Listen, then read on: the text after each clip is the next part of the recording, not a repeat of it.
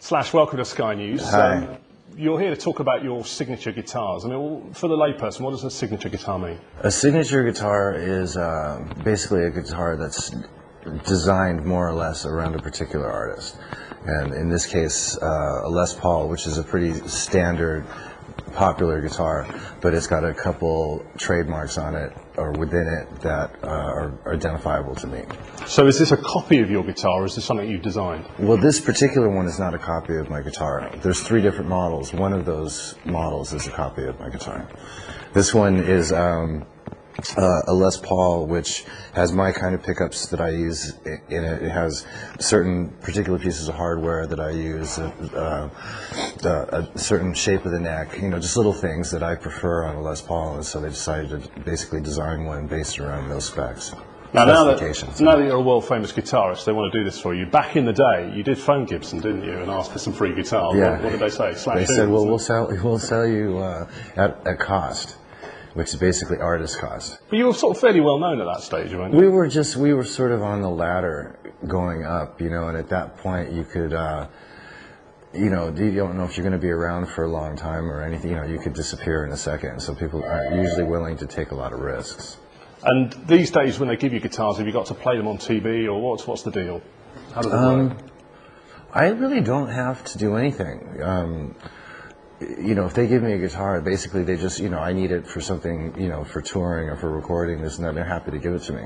I don't have any obligations as far as, you know, talking to you or anything like that. In this particular case, though, it's nice to get the word out that you've got something with your name on it so that people know that it's out there. And as well as the expensive versions, you've got the kind of inexpensive one here, the Epiphone one. I mean, if somebody's starting out, why will this guitar, will it make it easier for them to play? I mean, the neck's smaller, isn't it, I think, than a standard model? The neck is a little bit thinner, but that's not really, you know, a really big issue for a beginning guitar player, I wouldn't imagine.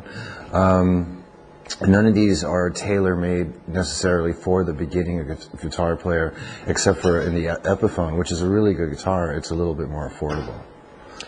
Guitar's been a massive part of your life, hasn't it? If you hadn't big. If you hadn't have played guitar, have you ever thought about what you'd have done with your life if you hadn't have done that? Well, I've been asked that question a couple times, and I probably would have, before I started playing guitar and BMX racing and all that, I was always an artist, like illustrator kind of thing, graphics and stuff, and I probably would have headed in that direction. I still do it, not really in the professional sense, except for I do design logos for the bands that I'm in and T-shirts and stuff like that. Do you still do that sort of thing? Yeah. Do you think guitar got you into trouble or kept you out of trouble? It got me into a different kind of trouble, but I think all in all, guitar probably got me a little bit more focused and a little bit less haphazard and less of a danger to other people, and actually more of a danger to myself.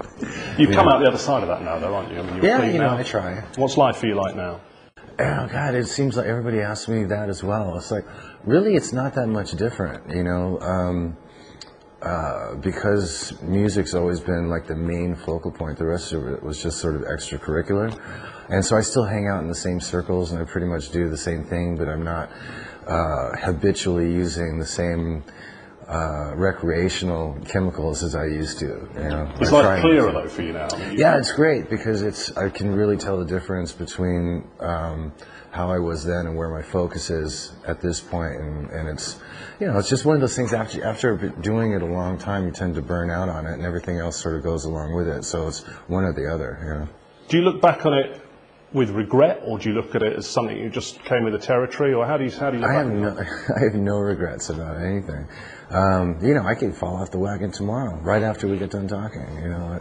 But all things considered, no, I have really just basically, I mean, considering I never, you know, harmed anybody, you know, or caused any harm to anybody or whatever, I have no regrets whatsoever. We were listening to a bit of Amy Winehouse before you came here. I mean, she's obviously someone... On this thing? Yeah, on the jukebox here.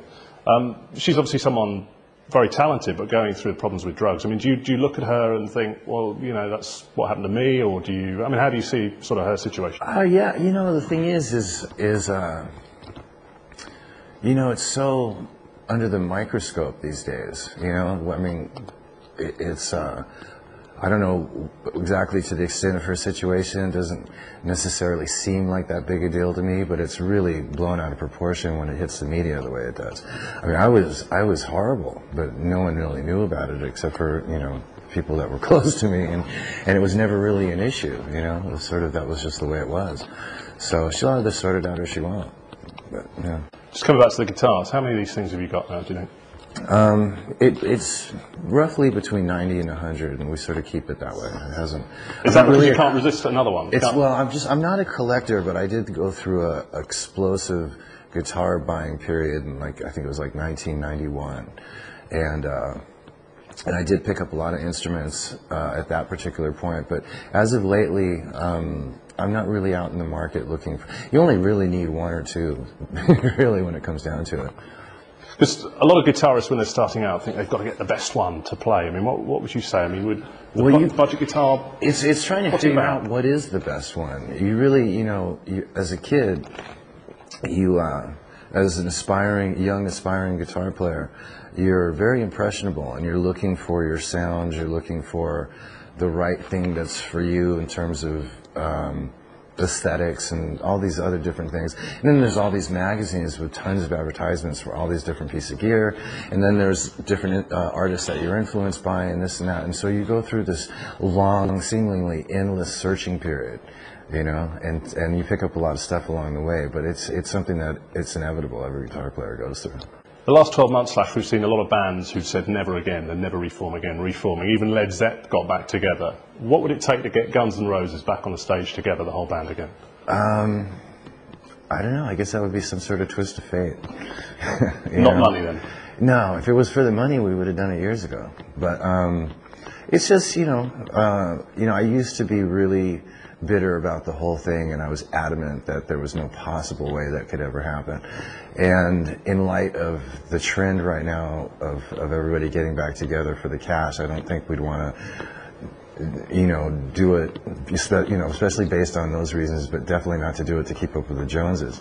I think it would just be one of those things where everybody all of a sudden decided, or maybe a couple of the guys decided, you know, let's really do this, and it turned out to be an idea that everybody was into. It's a possibility, but there would be so many little things that would, I mean, big things that would have to change before it was even possible. And I don't see that happening, and so it's not in the foreseeable future as far as I'm concerned. But does it inspire you, though, that, like Led Zepp, I mean, bands that you'd think they'd never, because they hated each other, you know, the police certainly ended it hating each other, but they've got back on stage, haven't they? Did that raise your eyebrows a little bit? No, I don't pay much attention to, you know, like the internal stuff that's going on with other bands. I got enough issues of my own, so I didn't know what was going on with the Police. I never really kept up with the Police anyway, and the fact that they got back together wasn't a huge marvel to me.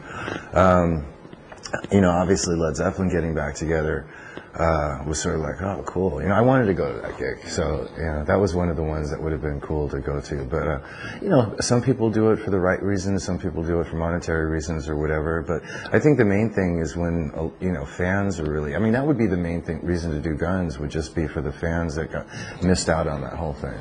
That would be the main priority as far as I was concerned.